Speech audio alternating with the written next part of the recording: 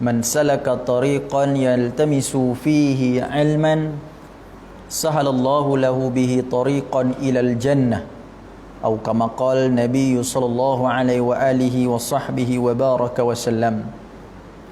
Yang berbahagia Al-Fadhil Tuan Imam, Tuan Bilal, pengerusi masjid, datang kuasa, tuan-tuan, ayah-ayah, abang-abang, bakal-bakal penghuni syurga Allah Subhanahu wa taala.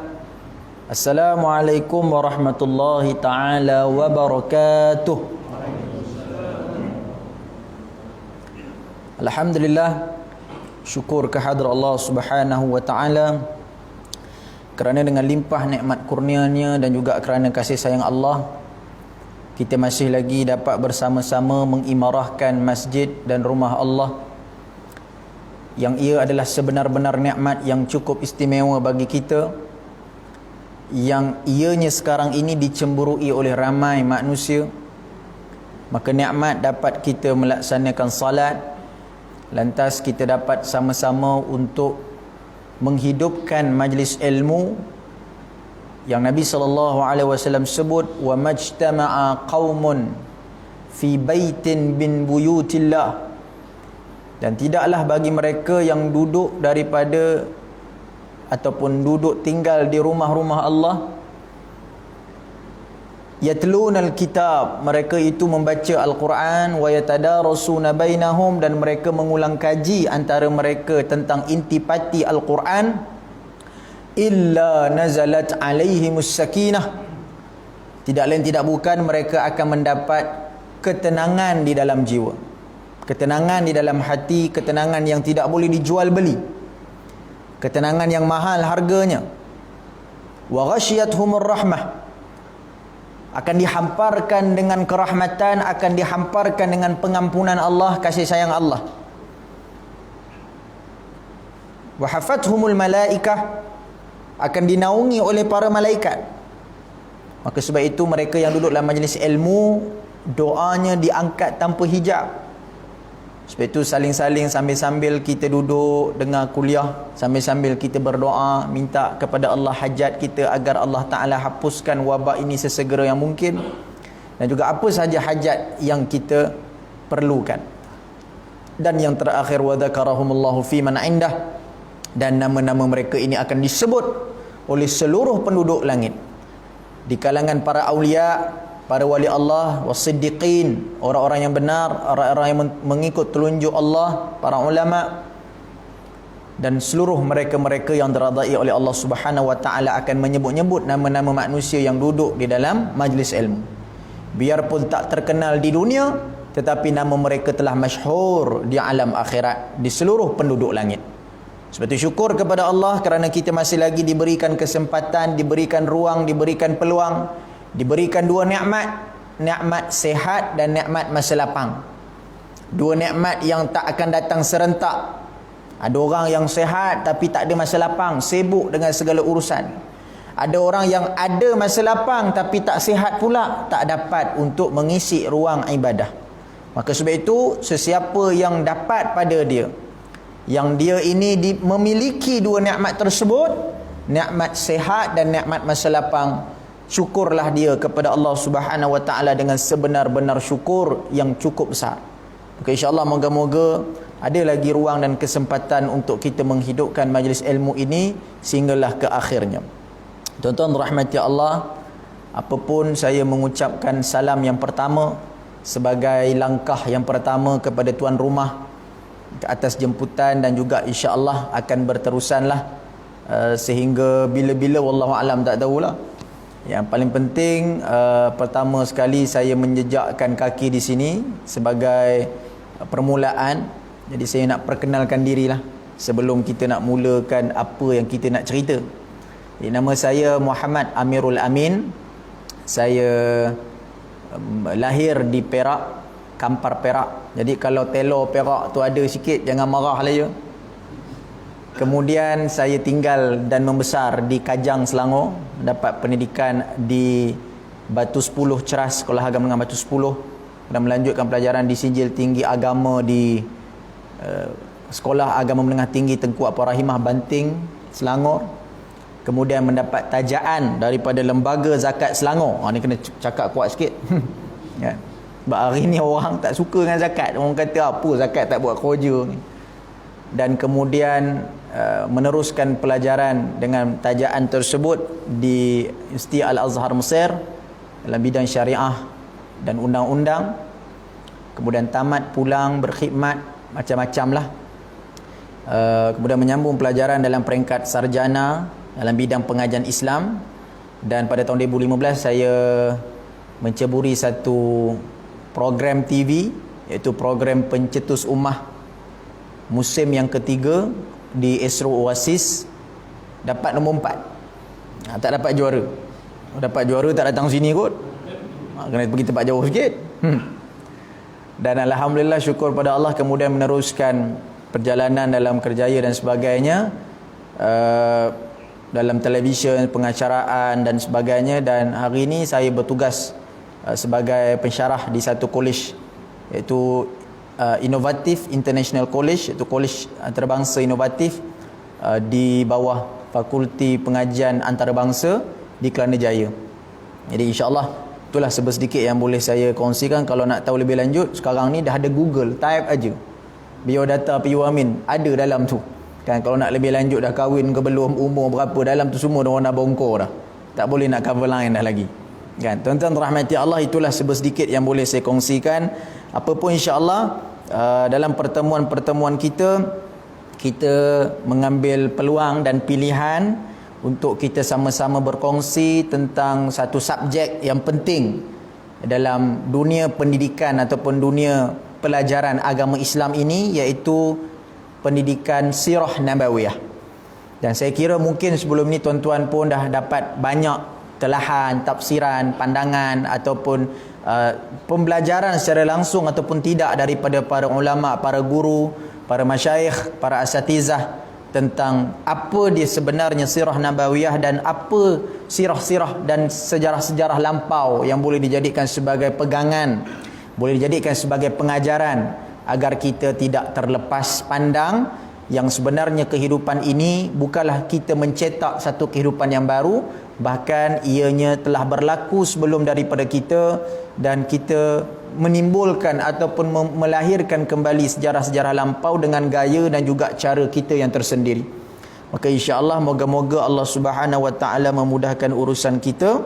Dan sebelum saya menyambung, satu benda lagi yang saya nak sebut tentang diri saya ni yang penting, mendapat tauliah mengajar di Negeri Sembilan, Selangor dan juga wilayah persekutuan.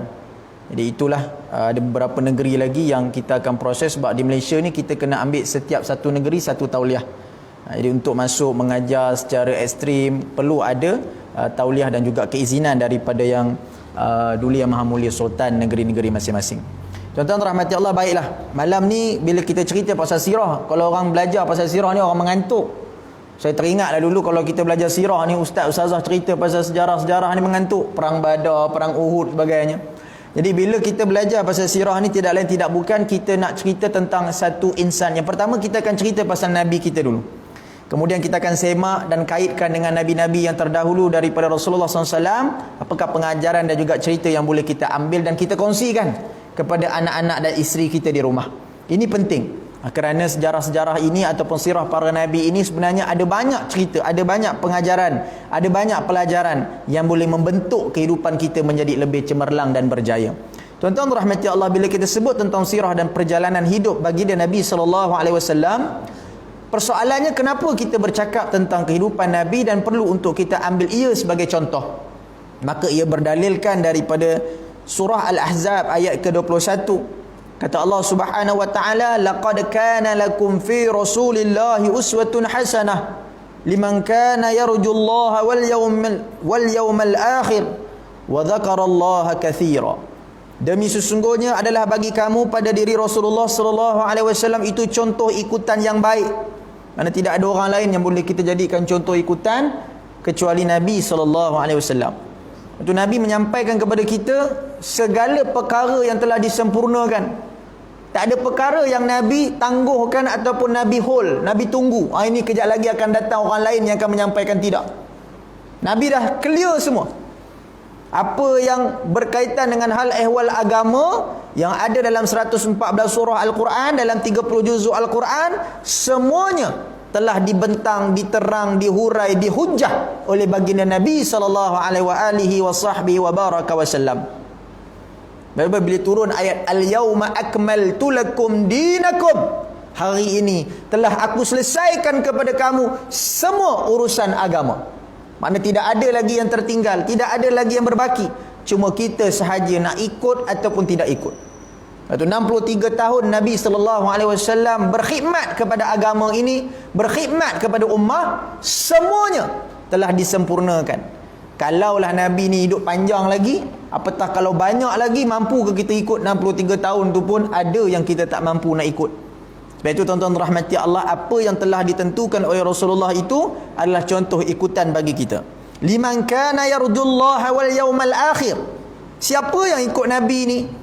Bagi orang yang sentiasa mengharapkan keredaan Allah dan balasan baik pada hari akhirat. Itu kehidupan hari akhirat ni tuan-tuan, kehidupan yang cukup menarik bagi orang yang beriman. Betul, bila kita sebut tentang kehidupan orang yang dalam kubur tuan-tuan, tak kiralah orang yang saleh ataupun orang yang paling jahat sekali.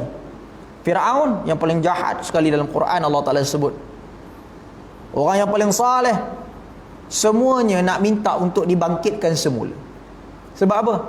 Sebab nak beribadah kembali kepada Allah. Kita takkan rasa pentingnya mencari duit apabila kita susah.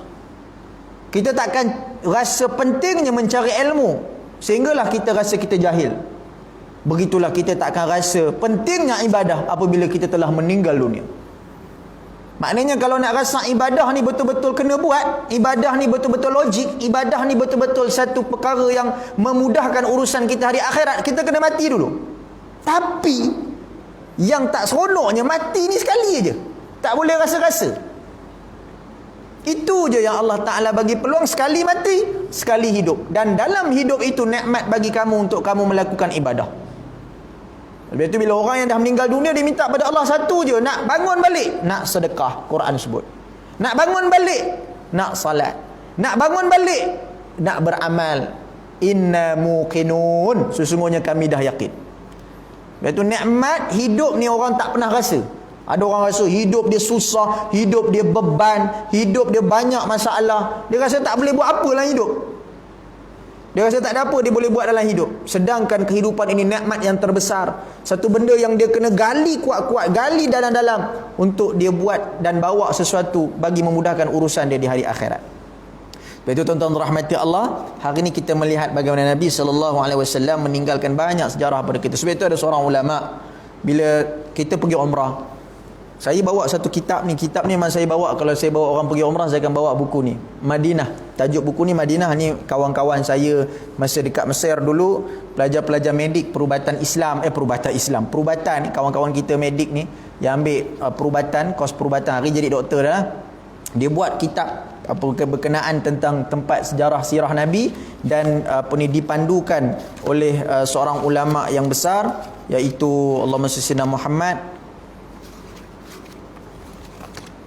seorang ulama yang besar yang memberikan Abdul Fattah Abdul Ghaffar, seorang ulama yang besar yang hari ini yang memberikan satu, orang kata, penerangan lah ataupun kajian tentang bagaimana kepentingan untuk kita melihat tafsir ataupun sejarah ini secara dalam.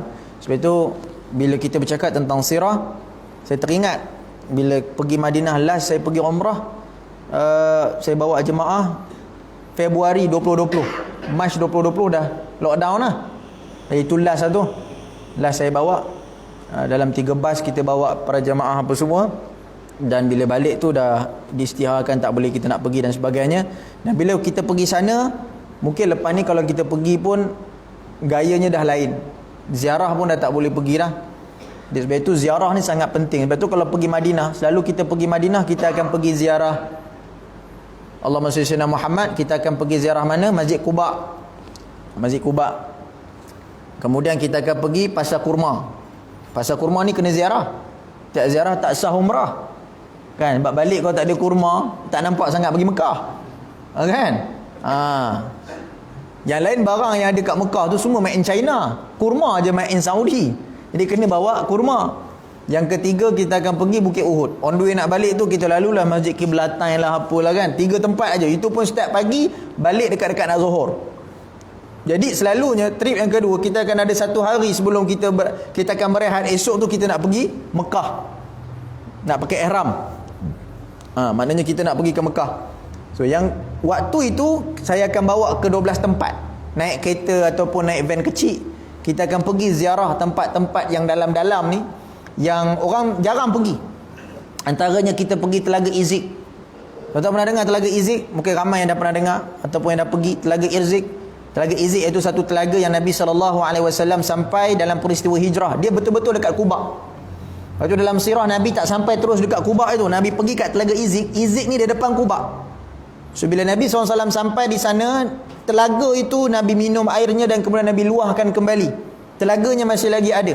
Banyak telaga-telaga dekat Madinah semua dah kering. Telaga Izik masih lagi ada air. Dan di situlah para sahabat dan juga Ammar bin Yasir, yang mana ibunya Sumayyah dibunuh. Ammar bin Yasir pergi ambil batu dan kemudian letakkan asasnya di kawasan Quba, kemudian diikuti oleh para sahabat. Maka terjadilah satu masjid, Ussisa ala Taqwa, Masjid Quba. Sebelum menyambung perjalanan lagi 8 km nak sampai ke Masjid An-Nabawi, iaitu satu tanah hak milik kaum Najjar. Itu nanti kita akan tengok pada waktu akan datang. Semua saya nak cerita ini antara Telaga Izik. Kemudian kita akan pergi ke Bukit Uhud. Kita tak akan pergi dekat tempat orang Manah tu. Yang Manah tu tadi kita dah pergi. Kita akan pergi di belah tepi Bukit Uhud. Kawasan di tepi Bukit Uhud ni, iaitu satu tempat di mana Nabi SAW berehat selepas akibat daripada luka yang Nabi terpaksa hadapi ketika dalam perlawanan ataupun pertempuran bersama dengan kafir Quraisy dalam peperangan Uhud. Ada satu gua, dan gua itulah tempat Nabi masuk, dan gua tu dah ditutup lah dengan orang Saudi. Dia dah tutup dengan simen. Kalau Haji ingat, dia tutup dengan simen lah. Saya 2-3 kali saya pernah panjat naik. Saya panjat, ingat saya seorang panjat, jemaah pun panjat sekali. Kan? Ustaz yang banyak kali datang pun panjat. Kita ni sekali datang, lepas ni tak tahu lagi 6,000, 5,000 nak datang. Kita panjat sekali lah. Kan? Jadi kita tengok kat tempat tu masih lagi berbau wangi, tuan-tuan. Ini bukan cerita bohong, cerita tipu ni. Saya tak cerita lagi pasal wangi tu. Sampai kat sana jemaah kata ni bau apa ni, kan? Kalau kat tempat kita tak boleh tegur. Nanti orang kata ada ponti pula kan, ada ponti kan? Kat sana wangi sungguh besar. Ini kesan daripada darah baginda Nabi SAW. Ini bukan cerita khurafat, bukan cerita main-main. Tuan-tuan pergi sendiri, rasakan sendiri. Tempat tu ditutup. Orang tempatan pun tak bagi kita pergi sana. Nampak macam hulu. Dia kata hulu. Apa ni ada hulu? Kita ziarah asar Nabi. Kita pergi tempat Nabi SAW berehat, merawat luka. Dan tuan-tuan tengok dekat tanah-tanah ataupun tapak-tapak di kawasan itu ditutup dengan simen.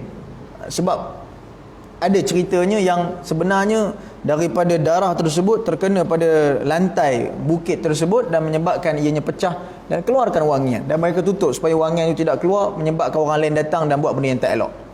Kita orang Melayu datang bukan nak buat apa pun, kita datang ziarah tengok aje, betul balik lah. Saya pernah bawa kena marah dengan orang situ. Kata haram. Walau bukan kita berzina kan, nengok je tempat Nabi SAW berehat dalam peperangan Uhud, itu pun kena marah. Tuan-tuan rahmati Allah. Dan kemudian kita pergi pula banyak lagi masjid-masjid. Masjid Ijabah, tempat Nabi doa. Masjid tak ada orang datang. Tak ada orang datang, masjid tu kosong. Kecil aja masjid tu. 3 tempat, 3 doa yang Nabi datang. Kemudian kita pergi pula tempat-tempat lain. Tempat Nabi SAW mengagihkan barang-barangan dan makan-makanan dalam peperangan Khandaq. Ni semua kita pergi. Daripada pukul 7 balik pukul 10. Kejap aja. 4 jam begitu aja dapat banyak tempat. Apa saya terpaksa bagi tahu kat jemaah, siapa nak pergi. Lepas ni dah tak ada waktu, dah tak ada kesempatan kita nak pergi. Sebab bila kita belajar sirah, kita on location, kita duduk dekat lokasi tu, kita meremang bulu roma. Kita belajar dekat tempat kita, belajar masjid surau, belajar kat sekolah, kita dengar je lah. Tapi kita duduk dekat location waktu Nabi SAW menggali parit Baitul Haram, iaitu di mana tempat Nabi SAW duduk menggali parit dalam peperangan Khandaq. Di sana bagaimana keadaannya, ceritanya, tempat Nabi SAW meletakkan tangan di satu tempat kemudian mengalir air. Kita rasa macam, seronok sungguh. Kemudian kita pergi ke pintu nombor 8 di Masjid An-Nabawi. Tuan-tuan tahu pintu nombor 8? Pintu nombor 8 yang besar tu. Saya rasa tuan-tuan lah lebih arif daripada saya. Ni saya cerita je bagi yang tak tahu. Pintu nombor 8, kita jalan pintu nombor 8. Pintu nombor 8 tu tuan-tuan, nombor 8 kat belakang tuan-tuan. Tuan-tuan langkah 5 langkah ke hadapan. Apa ada kat bawah tu tuan-tuan? Apa ada kat bawah tu? Maqam Sayyidina Abdullah, ayahanda Nabi SAW. Pada tahun 90-an bila dia buat extension, kawasan makam itu dipecahkan. Pintu nombor 8 tu tuan-tuan, kalau tuan-tuan tengok malam-malam ada orang orang Pakistan duduk baring kat situ, letak kain lah apa. Kita pelik apa hal? Kita kaji tengok dalam kitab, rupanya di sana di bawah pintu nombor 8 tu tuan-tuan jalan 1 2 3 4 5 Juben yang kelima yang keenam itu, di bawah itu adanya makam Sayyidina Abdullah, iaitu Abdullah bin Abdul Muttalib. Siapa dia? Ayah baginda Nabi SAW. Kalau kita lalu kita pijak aja tak perasan. Tapi tak boleh tunjuk-tunjuk. Askar nampak dia marah. Ada sebab lah, itu kita tak nak cerita lah. Sebab itu tuan-tuan rahmati Allah, kita pergi lagi beberapa tempat. Ini penting. Supaya bukan kita tahu sekadar nak tahu, oh bagusnya aku tahu. Tidak. Anak-anak kita ni. Kebetulan pula bila dah jadi Covid macam ni, mungkin ziarah dah tak boleh buat dah. Yalah, mungkin nak jaga keselamatan dan sebagainya, tapi mungkin ziarah-ziarah tak boleh. Dan saya syukur pada Allah, orang-orang yang saya sempat bawa sebelum ni, sempatlah sampai ke tempat itu, bergambar, boleh cerita dengan anak-anak, ini tempat-tempat yang ada bukti, ada dalil, ada kisahnya, yang wajib untuk kamu tahu. Kita pun kena tahu tuan-tuan. Sebab kalau kita tak faham dan kita tak pernah tahu, maka di sana kita akan berasa susah hati. Kerana barang peninggalan Nabi ni tak pernah kita nak treasure, tak pernah kita nak kembara. Itu bila saya buat rancangan dengan Makdan Haraman Backpackers tu, tuan-tuan tengok Haraman Backpacker dengan Makdan tu, saya pergi daripada Malaysia sampai ke Mekah Madinah 4 bulan menggunakan jalan darat. Daripada Malaysia ke Beijing ke Mongolia pergi ke Rusia pergi ke Balkan, 8 negara Balkan, pergi ke Turki sampai Mekah Madinah. Kita nak cari apa ni? Nak cari jejak dan sirah, bagaimana kisah perjalanan Nabi Ibrahim AS berjalan mengelilingi dunia. Bila kita tengok tuan-tuan, orang pergi Turki, contohlah, orang pergi Turki ni tuan-tuan, anggap kuliah maghrib ni malam ni macam tuan-tuan boleh terbang lah, padahal tak boleh terbang pun. Anggap bila tuan-tuan, orang pergi Turki dibawa pergi mana tuan-tuan? Tempat yang eksklusif. Tempat mana? Tempat jaket-jaket mahal, tempat gelik pusing tu kan. Tapi gelik yang zikir tu lah, bukan Mesir buat gelik terbang kopiah Pak Haji. Kan? Ada orang ni cerita dia nak pergi Mekah, tapi transit dekat Mesir. Masa nak pergi Mekah ni, orang kampung biasalah duk azan apa semua pun, nampak betul menangis-nangis. Sampai kat Mekah, sampai kat Mesir, transit dulu 5 hari. Ada yang transit 3 hari. Jadi takkan nak duduk kat Mesir macam tu je, nak kena jalan-jalan. Dia tanya apa, Ustaz? Dah sampai kat Mesir ni nak tengok piramid Ustaz. Belum sempat ziarah Nabi, dah ziarah Firaun dulu. Ni tuan-tuan, jaga-jaga ni tuan-tuan kan. Belum sempat ziarah Nabi, tadi dah duk azan seronok dah, pergi ziarah Firaun dulu. Senyum aja Firaun masa tu. Tuan-tuan rahmati Allah, nak katanya tuan-tuan, begitulah sampai ke Turki, pergi melawat pasar, pergi melawat ni. Orang tak nak pergi satu tempat tu, di Urfa, tempat di mana Nabi Ibrahim AS dicampakkan, dikatakan dicampakkan daripada atas tatkala Namrud marah dekat dia bila dia melakukan pencerobohan kepada berhala Namrud. Dicampak daripada atas, dilestik, bukan campak tolak itu kan, dicampak sehingga terjatuh ke lembah yang sangat dalam. Kenapa tak pergi? Jauh, kos naik, orang tak nak pergi. Pergi Turki buat apa? Nengok awet Turki aja. Ini kita punya testimoni tuan-tuan. Lepas tu kita tengok banyak tempat-tempat sejarah-sejarah Nabi ni tak pergi. Wilayah Haran ni tuan-tuan, di ujung Turki, di mana di sanalah Nabi Ibrahim bertemu dengan Siti Sarah. Di situlah universiti pertama yang dapat melihat dan dapat mengkaji ketelitian yang sangat-sangat teliti tentang peredaran planet-planet di atas muka bumi, sebelum daripada orang barat rampas ilmu tersebut dan dia claim dia punya. Ini tuan-tuan, sebab itu Kita dalam dunia ni Allah Ta'ala masih tinggalkan lagi banyak sejarah-sejarah dan sirah-sirah penting. Sebab itu kalaulah esok dapatlah COVID ni sempurna selesai, wallahu alam bila, kita pun tak tahu.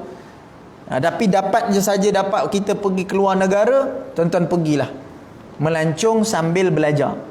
Jangan kita melancong balik habis 5-6 ribu tak dapat apa. Sayang. Itu belum lagi kalau pergi Mekah, Madinah ni tuan-tuan, pergi Mekah bayar 5-6 ribu, hotel mahal-mahal nak duduk dekat dengan masjid, dekat dengan pintu Masjidil Haram, tapi tak semayang pun kat dataran, semayang kat hotel, bayar 5-6 ribu semayang kat hotel, padahal hotel tu depan masjid, setengah jam nak azan boleh masuk lagi tu dekat dataran, tapi dia sebab dekat sangat malas. Kan, ini yang berlaku. Sebab itu kita tak nak, insya-Allah tuan-tuan rahmati Allah, kita melihat bagaimana kepentingan sejarah ini yang wajib untuk kita sama-sama fahami dan kita lihat. Baiklah, sebelum kita lebih panjang, saya nak tengok ada satu kisah bagaimana dalam satu sirah ada satu qasidah yang dibuat. Nama qasidah ni Qasidah Rindu Madinah. Banyak tempat saya dah pergi, saya bawa qasidah ni balik, tuan-tuan sampaikan nyanyi dengan anak-anak. Ni musim-musim PKP PDPR ni kan. Habis-habis PDPR, cikgu pun tak tahu nak buat apa dah. Dah tak tahu dah macam mana nak mengajar anak-anak kita. Jadi tuan-tuan boleh balik, cakap dengan anak-anak, dengan cucu ke apa ke, cari lagu Rindu Madinah. Tajuk dia Rindu Madinah dekat YouTube. Boleh cari. Dia seronok kita baca sama-sama sebelum kita nak tamatkan malam ni. Malam ni mukadimah je tuan-tuan. Kalau AJK jemput lagi akan datang, ada. Malam ni dia sesi uji bakat je dulu. Kalau lepas ada lagi lah. Kalau tak lepas tak datang lagi lah tu. Tuan-tuan, jadi sebelum dia uji bakat tak datang lagi, kita nyanyi dulu qasidah ni tuan-tuan, supaya kita dapat hidupkan kita punya majlis ilmu kita. Kita start sikit-sikit lah, tuan-tuan boleh ikut. Dia dalam bahasa Melayu tapi dia ada masuk sikit dia punya zikir. Allahu Allahu Allahu Allah Allahu Allah Habibi Rasulullah. Kuat sikit tuan-tuan. Allahu Allahu Allahu Allah Allahu Allah Habibi Rasulullah. Terimalah hadiah imbalan ziarah insan yang lemah ingin berqasidah, diilhamkan Allah syama'il Muhammadiyah, berkat menangis di raudhatul jannah. Allahu Allahu Allahu Allah Allahu Allah Habibi Rasulullah. Ni masuk cerita pasal Nabi ni. Matanya yang terang sangat suka bercela, nampak yang di belakang dan depan serentak. Jinjang tengkuk Nabi sangat putih melepak, tiada berdaki umpama pantulan perak. Allahu Allahu Allahu Allah Allahu Allah Habibi Rasulullah. Dahinya yang luas, anak matanya hitam, cahaya berhias menetapkan tenteram. Tulang baginda kemas saling kuat menggenggam, Rukanah tertewas lalu memeluk Islam. Allahu Allahu Allahu Allah Allahu Allah Habibi Rasulullah. Tuan-tuan, sebelum kita nak tamat 9 minit lagi, kita tengok cerita Rukanah. Rukanah tertewas lalu memeluk Islam. Rukanah ni ahli gusti zaman Nabi SAW. Gusti ni dia bukan bergaduh, dia adalah sukan yang ada seni dia, ada cara dia untuk melemahkan lawan dia.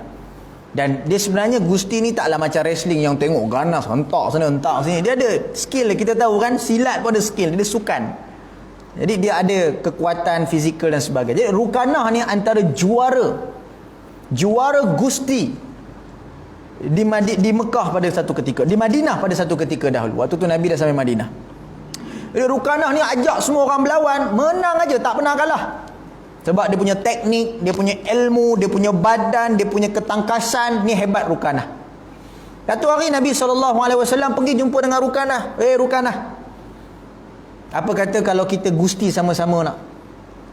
Rukanah pun dengar kan, ini offer ni daripada Muhammad ni, dia belum Islam lagi. Ni offer daripada Muhammad ni. Tapi kalau aku lawan dengan kau, apa aku dapat? Nabi kata, kalau kau lawan aku ni ramai pengikut dekat sini ni. Kalau kau lawan aku, engkau menang, agak-agak apa yang kau dapat? Pengikut-pengikut aku akan seluk dengan kau. Begitulah, akan hormat dengan kau.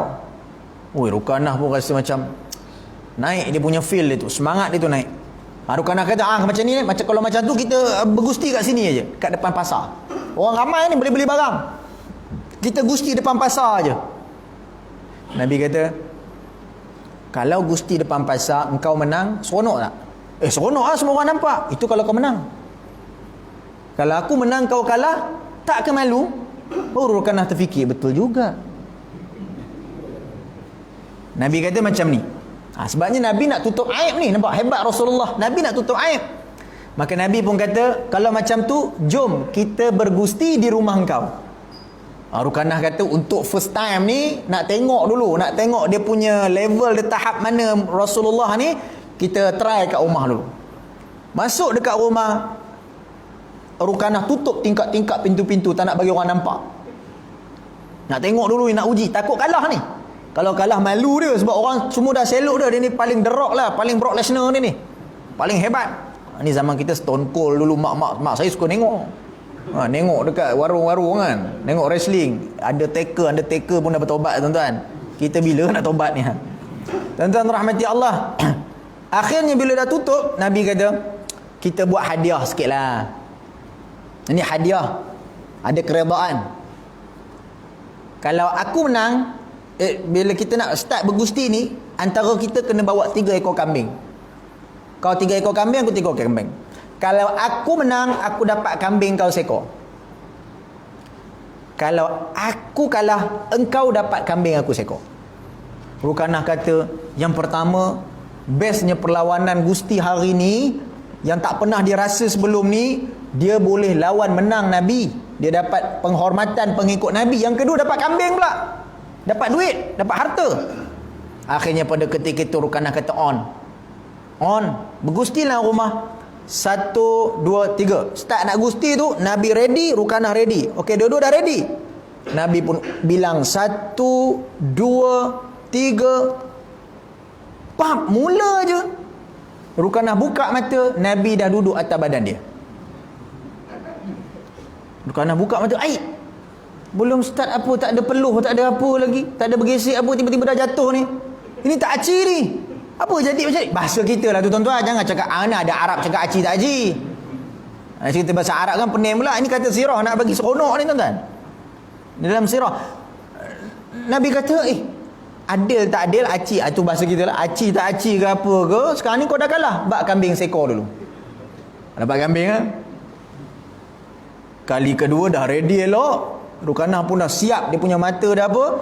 Nabi pun datang dekat dengan Rukanah. Rukanah pun 1, 2, 3 nak pegang je Nabi. Dia buka mata, sekelip mata, dia buka aja mata, Nabi dah duduk atas badan dia.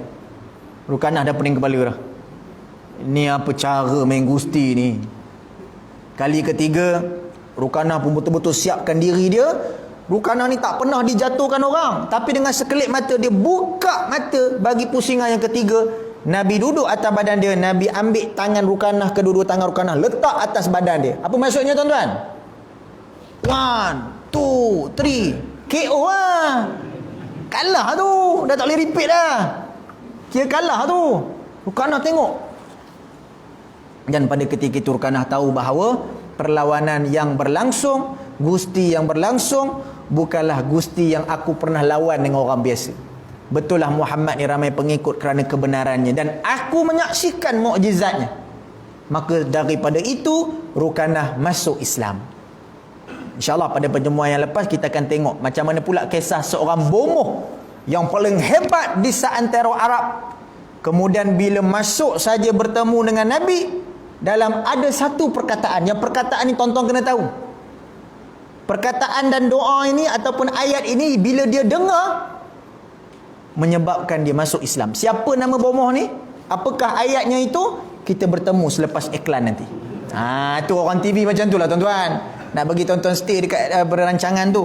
Baik tuan-tuan rahmati Allah, sebagai penutup lagi beberapa minit, lagi 3 minit, kita nak ambil sedikit saja lagi.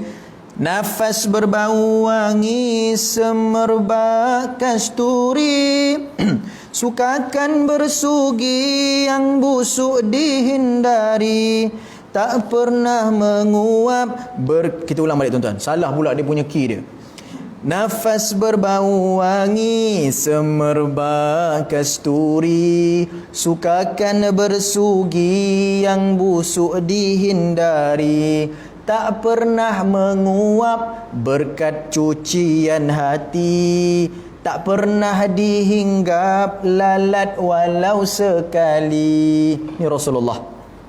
Bagaimana sifat cucian hati? Daripada berkat cucian hati, Nabi SAW tidak pernah menguap, dan lalat pun tak pernah hinggap pada Rasulullah kerana wanginya badan Nabi SAW. Sebab itu tuan-tuan, sebagai penutup, insyaAllah tuan-tuan balik, tuan-tuan boleh nyanyikan benda ni sama-sama dengan anak cucu, dengan orang rumah kita, kan? Asyik-asyik nyanyi apa ni, apa lagu apa saya pun dah lupa dah.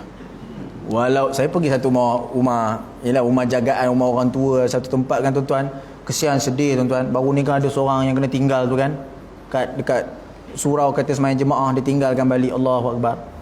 Bila saya tengok, tapi saya rapat dengan satu rumah jagaan ni tuan-tuan, sangat baik. Bila jumpa dengan saya, kadang-kadang orang kata ini anak aku ni kan. Duduk tuan-tuan petang-petang, apa aktiviti dia? Karaoke. Walaupun jauh beribu batu atau kursi roda, tapi suara bagus.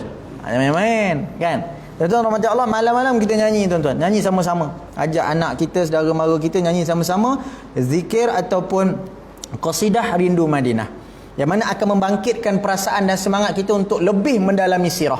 Dalam ni semua dah cerita dah tuan-tuan tentang keadaan Nabi, sifat Nabi dan selalunya. Kalau malam-malam selepas daripada Isyak, lepas makan malam, saya akan kumpul para jemaah dekat dataran pintu nombor 15. Kita akan duduk ramai-ramai, kita akan sama-sama bacakan ataupun nyanyikan qasidah ni. Kalau tuan-tuan tengok ada dalam satu video, saya dengan Ustaz Don duduk dengan jemaah, kita nyanyi qasidah tu. Tuan-tuan pun boleh buat sama-sama insya-Allah supaya menambahkan semangat. So hari ni kita nak tambahkan kenapa kita kena belajar sirah. Jadi inilah yang akan menambahkan kekuatan dan juga ilmu kita insya-Allah. Wallahu alam. Terima kasih atas kehadiran dan jemputan tuan-tuan rahmati Allah. Kita bertemu lagi pada waktu yang akan datang. Qul qauli hadza wa astaghfirullahal azim li wa lakum. Wassalamualaikum warahmatullahi wabarakatuh. Allahumma afina min kulli bala'i dunya wa adzabil akhirah wa syarri dunya wa syarril akhirah. Ghafarallahu lana wa lakum birahmatika ya arhamar rahimin. Allahumma inna na'udzubika minal barathi wal jununi wal juzami wa min sayyi'il asqam. Wa sallallahu sayyidina Muhammad wa ala alihi wa sahbihi wa baraka wa sallam. Walhamdulillahi rabbil alamin. Taqabbalallahu minna wa minkum. Minna wa minkum taqabbal ya karim.